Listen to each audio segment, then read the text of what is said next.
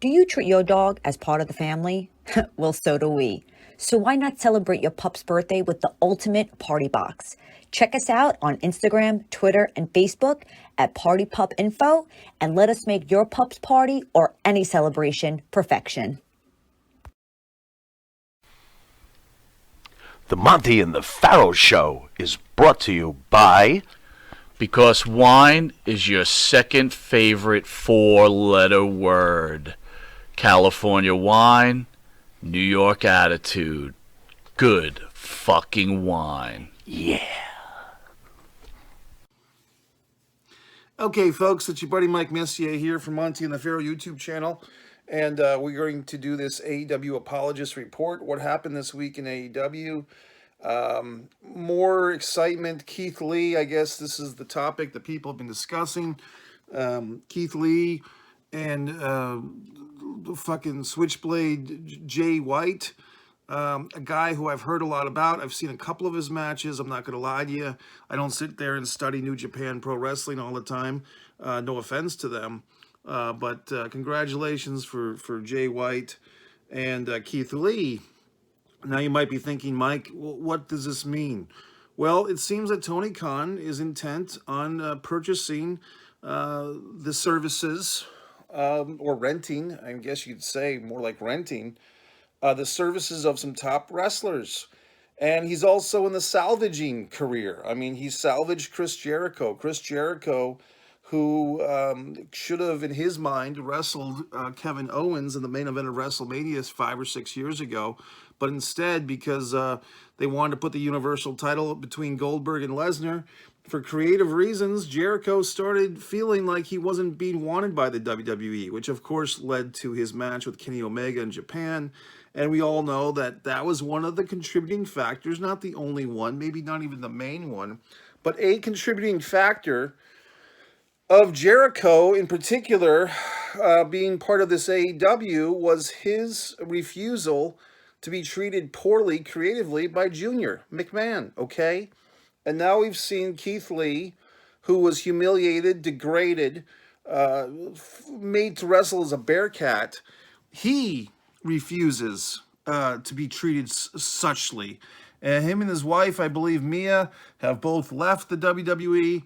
Doesn't seem to be on good terms. Doesn't seem to be on, we'll see on the other side, brother.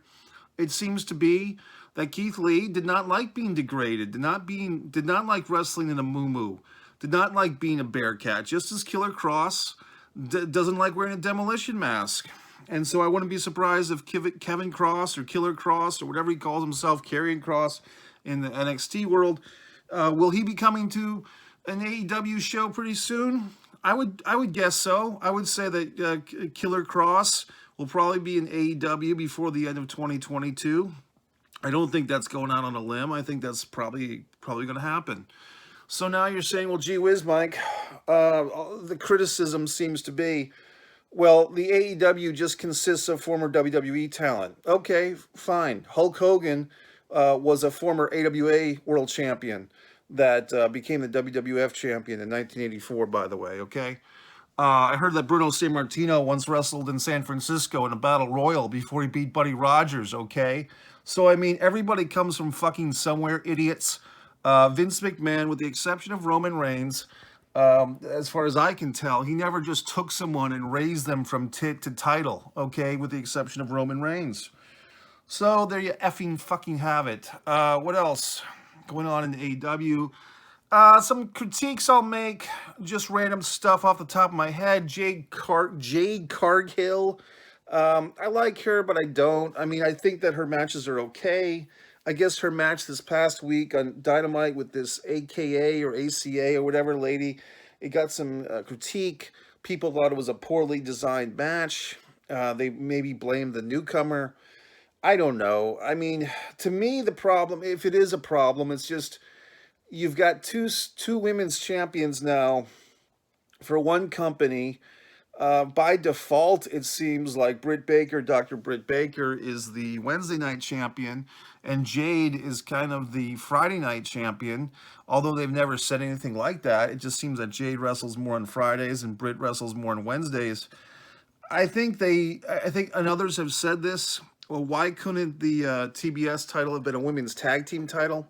That would have made more sense. Although that all these critiques and criticisms being stated, I think that so far this TBS title has been a good fit for Jade Cargill, and maybe it's going to be on her for 10 months or 14 months. Like, maybe that's the gimmick. They're just going to keep this title on her, and it's kind of like her $1 million man belt, just her belt, okay?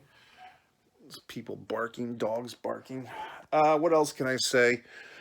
On the other channel, I mean, I've been so unmotivated by the WWE. It's like sometimes I go into these rants. I did watch the Super Bowl yesterday.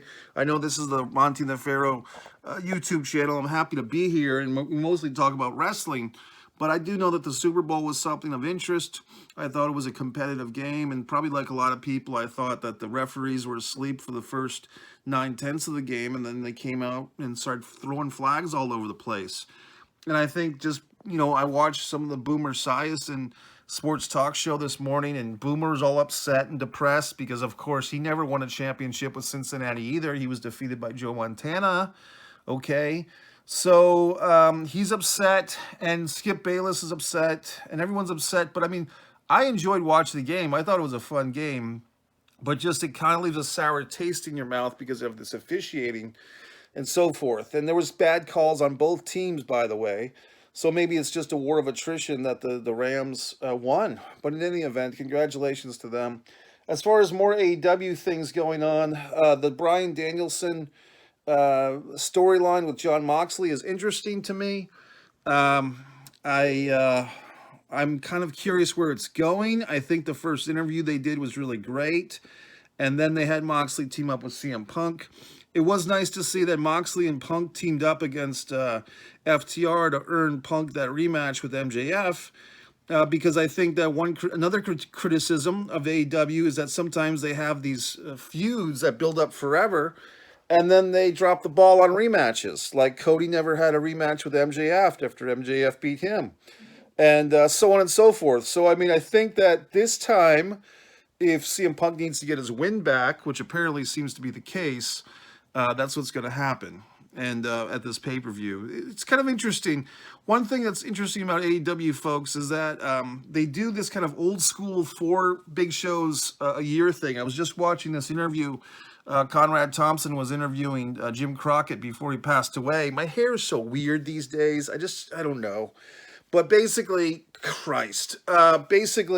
Conrad was interviewing this gentleman, Jim Crockett Jr. of the original Jim Crockett family. And basically he's saying that was Dusty's idea for 4 big shows a year. That started at Starrcade. And I guess you have the Starrcade, the Great American Bash. Years later, you'd have the Bunkhouse Stampede and Halloween Havoc and so forth.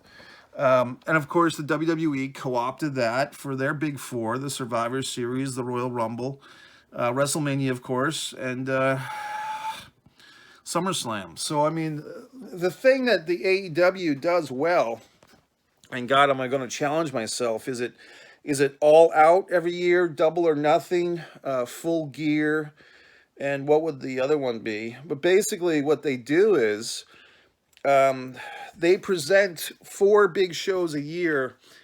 I like that pace. I like that pace for a wrestling promotion. Now, the only exception is we're just getting out of, as we come up on March 6th, I think is their next pay-per-view, we're coming off of like a kind of a longer than usual break because I think their last pay-per-view wasn't that in like November.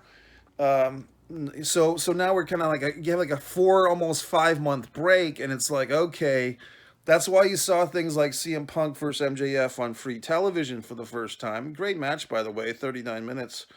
So I just think it's interesting. It's just a different way of doing things. You compare that to WWE, where you're getting obliterated, your mind is anyway, with 3 hours of fucking SmackDown, 2 hours of fucking, or 3 hours of Raw, 2 hours of SmackDown. I couldn't believe it, but apparently 205 Live is still on the air, which I was shocked to see. So just, to me, it's just pacing. What's your pacing like, folks? I'm trying to think of what else I can say, I don't know if I have any big, huge revelations this week, folks. It's kind of just business as usual. It's kind of just business as always. It's AEW continuing to provide good content, enjoyable wrestling matches. The Cody Sammy Guevara match a few weeks ago.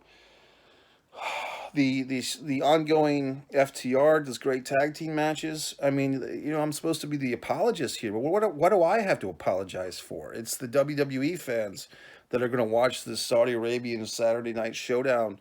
Maybe you guys ought to think about apologizing. But in any event, have a good March or February or whatever the fuck month it is. Mike Messier, subscribe to Mike Messier YouTube channel. Thanks very much for having me on the show, on the channel of Monte The Pharaoh.